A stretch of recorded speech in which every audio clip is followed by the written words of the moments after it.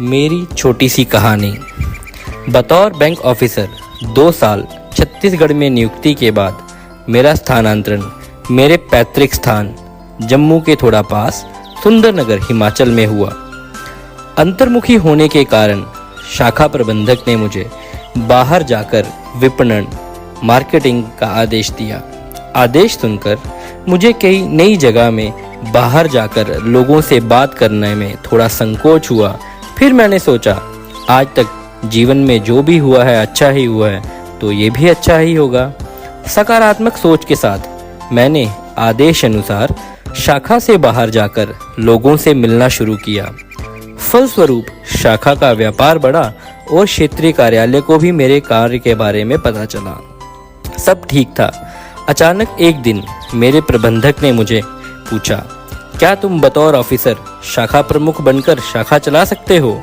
मैंने हंसते हंसते जवाब दिया, मैं तो जहाज भी चला लूं, ये तो केवल शाखा है।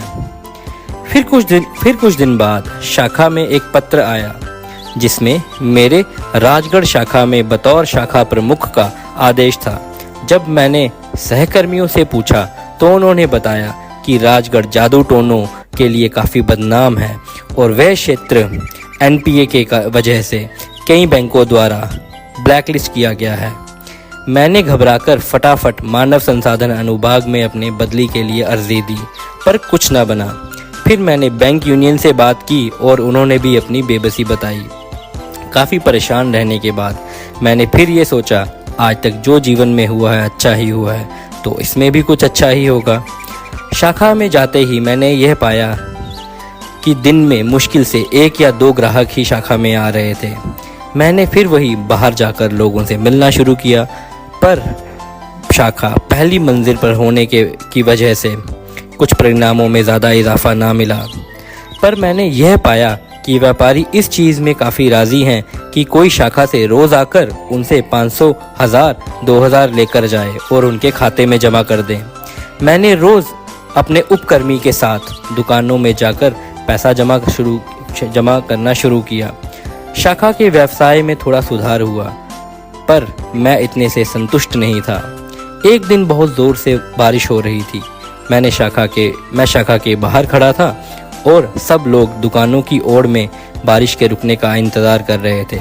अचानक मैंने देखा कि भरी बारिश में खून से लथपथ बच्चे को गोद में उठाए हुए एक औरत अस्पताल की ओर भाग रही थी। मैंने ज़्यादा सोचे बिना छाता उठाया और उन दोनों को बारिश से ओढ़ दी और अस्पताल तक पहुंचाया। सबकी नज़रें हम सब पर थी। समय पर इलाज मिलने के कारण जल्दी ही बच्चा ठीक हो गया। अगले दिनों मैंने पाया पूरे कस्बे में मेरे मानवीय पहल की काफ़ी सराहना हुई और अब जब भी मैं कहीं शाखा के व्यापार के लिए जाता, लोग मुझे काफ़ी इज्जत देते और व्यापार में काफ़ी मदद करते।